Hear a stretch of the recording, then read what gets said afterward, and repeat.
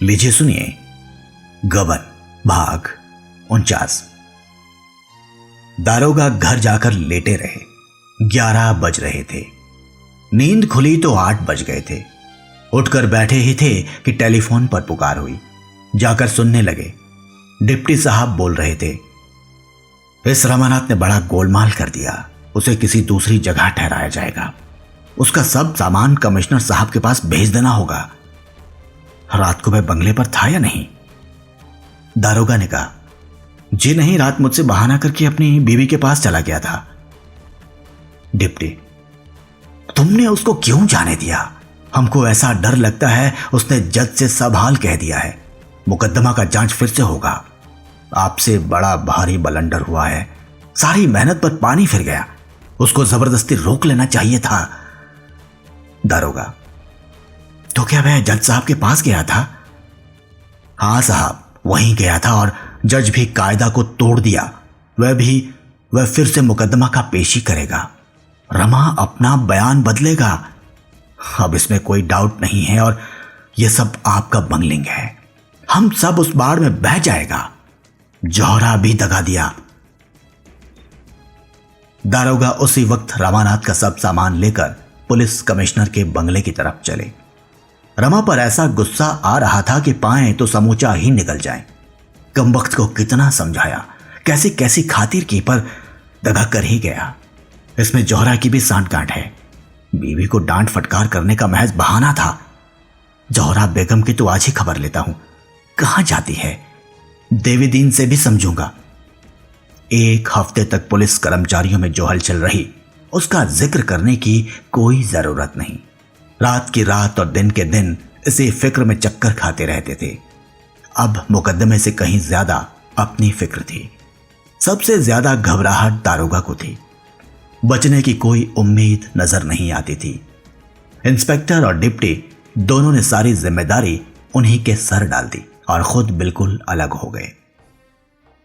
इस मुकदमे की फिर पेशी होगी, इसके सारे शहर में चर्चा होने लगी। अंग्रेजी न्याय के इतिहास में यह घटना सर्वथा अभूतपूर्व थी। कभी ऐसा नहीं हुआ। वकीलों में इस पर कानूनी बहसें होती। जज साहब ऐसा कर भी सकते हैं, मगर जज दृढ़ था। पुलिस वालों ने बड़े बड़े जोर लगाए। पुलिस कमिश्नर ने यहां तक कहा कि इससे सारा पुलिस विभाग बदनाम हो जाएगा, लेकिन जज ने किसी की ना सुनी। झूठे सबूतों पर 15 आदमियों की जिंदगी बर्बाद करने की जिम्मेदारी सिर पर लेना उसकी आत्मा के लिए असह्य था। उसने हाईकोर्ट को सूचना दी और गवर्नमेंट को भी। इधर पुलिस वाले रात दिन रमा की तलाश में दौड़ धूप करते रहते थे, लेकिन रमा न जाने कहां छिपा था कि उसका कुछ पता ही ना चलता था। हफ्तों सरकारी कर्मचारियों में लिखा पड़ी होती रही, मानो कागज स्याह कर दिए गए।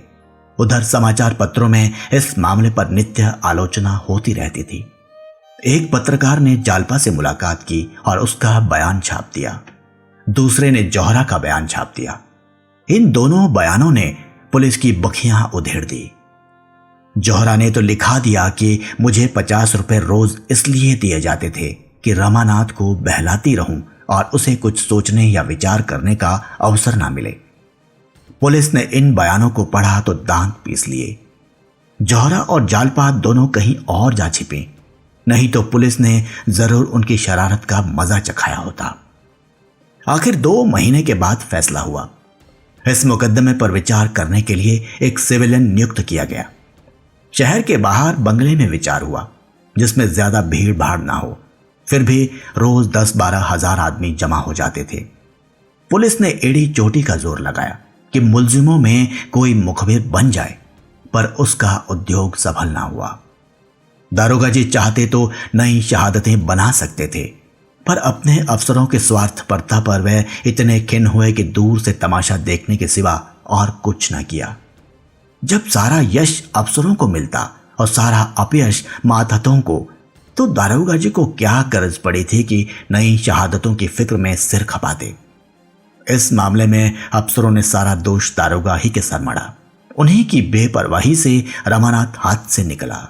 अगर ज्यादा सख्ती से निगरानी की जाती तो जालपा कैसे उसे खत लिख सकती थी और वह कैसे रात को उससे मिल सकता था। ऐसी दशा में मुकदमा उठा लेने के सिवा और क्या किया जा सकता था। तबेले की बला बंदर के सिर गई। दारोगा तंजुल हो गए और नायब दारोगा का तराई में तबादला कर दिया गया।